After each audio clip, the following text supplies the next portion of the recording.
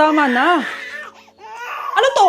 Wala na namang ulam? Mahal, pangako bukas may kakainin na tayo. Sinabi mo rin yan kahapon.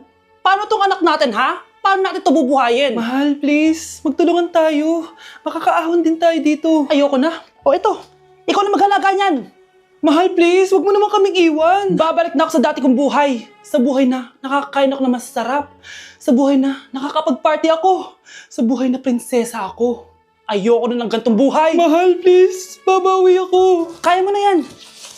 At wag mo na ako gugulin, ha? Anak, pangako hindi kita iiwan ha. Nandito lang ako para sa'yo. Hindi kita papabayaan. Okay, Mr. Ramon? Ma'am, tanggap na po ba ako sa trabaho? Sorry sir. Based sa resume mo, hindi ka pala nakapagtapos ng college. Ang hanap po namin is college graduate. Uy, Ramon, mukhang galing ka sa interview, ah. Natanggap ka? Hindi nga eh. Baka may alam kang pwede kong pasukan ng trabaho. Pwede ako. Sige, sabihan kita, ha? Salamat, Susan. Dami naman basura dito. Ramon! May hiring daw yung kakilala ko at pwede ka daw doon magtrabaho. Ha? Talaga? Sa wakas, mabibilin ko na lahat ng pangangailangan ng anak ko. May anak ka pala? Oo. Iniwan kami ng nanay niya dahil di niya kaya tong gantong buhay. Hayaan mo, hindi mo deserve yun. Wow, ang bilis. May pumalit na agad sa akin. Mali ka nang iniisip. Alam mo ba, Ramon, nabibili ko na lahat ng gusto ko ngayon. Kumakain kami sa magandang restaurant at nakatira ako sa mansyon. Ha? Honey, tara na. Ipag-shopping pa kita mamaya. Baka malit pa tayo sa dinner natin. Okay, honey, papunta na. At ikaw babae ka. Kung ayaw mong masira ang buhay mo, layuan mo yung lalaking yan.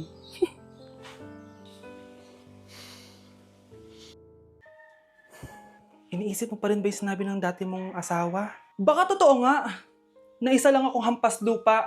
Na hindi nagaganda ang buhay. Ano ka ba? May anak ka na umaasa sa'yo. Tsaka, magkakatrabaho ka na, di ba? Hindi ko na alam. Sobrang bigat na. Pero salamat, Susan. Napagaan mo loob ko.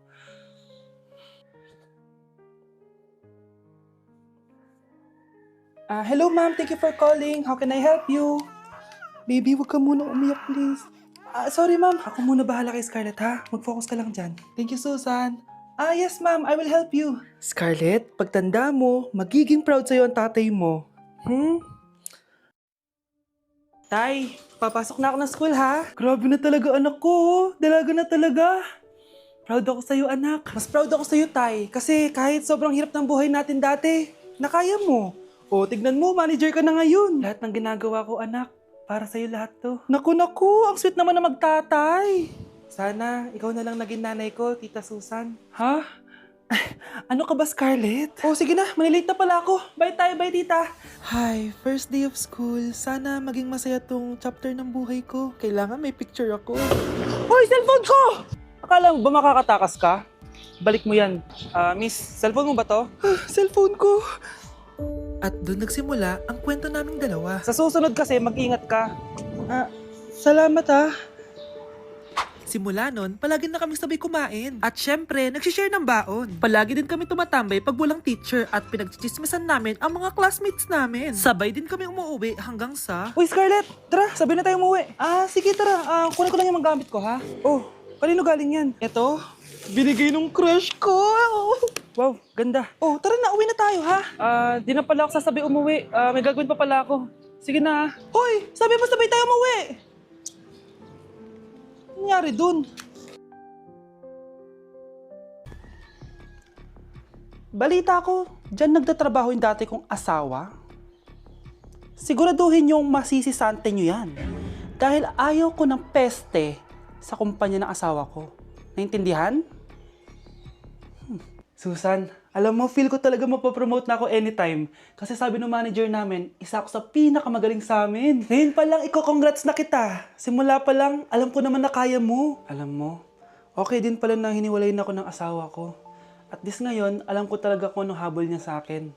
Yun ay pera. Madami pang ibang babae dyan, ano ka ba? Tsaka ang importante ngayon, nakafocus ka sa pagpapaganda ng buhay nyo.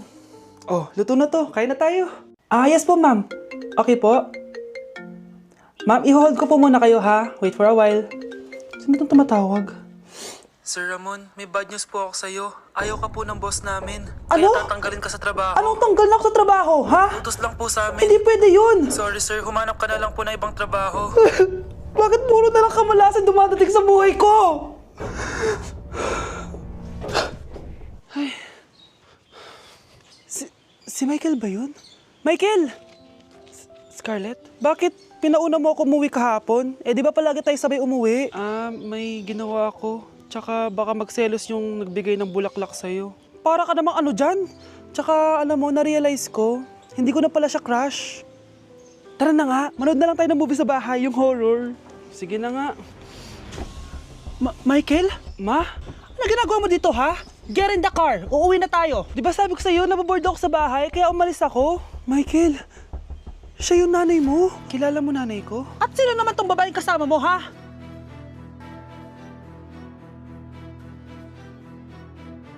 Ikaw, Miguel, ayaw na kita lumalabas ng bahay, naiintindihan? Ano? At pwede ba, huwag ka nasasama dun sa kaibigan mo hampas lupa na yun? Dahil ayaw ko ng ganong klaseng tao ang magiging kaibigan mo. Ma! Para sumusobra ka na ata! Sobra na ako nasasakal sa'yo! Tsaka tumatanda na ako! Anak pa din kita! At nanay mo ko. Kaya sundin mo ang gusto ko. Pero Nay, gusto ko si Scarlett. Parehas kami ng nanay ni Michael.